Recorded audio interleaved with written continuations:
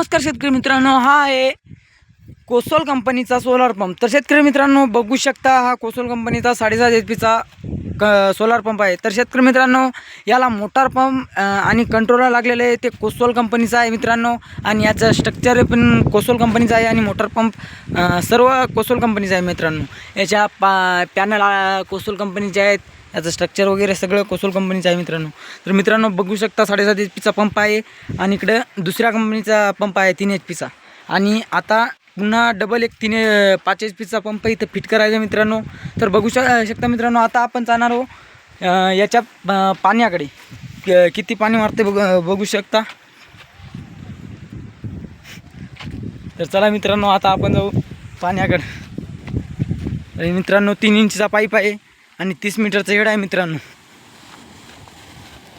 बघू शकता अशा प्रकारे पाणी मारते हा पंप।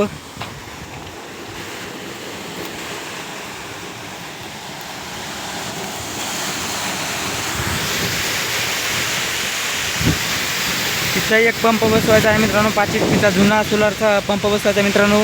हा आहे कोसोलचा आणि हा कोणत्या कंपनीचा आपण बघितला नाही अजून, कोणत्या कंपनीचा आहे पंप हा 7.5 HP पंप आहे मित्रांनो, बघू शकतो।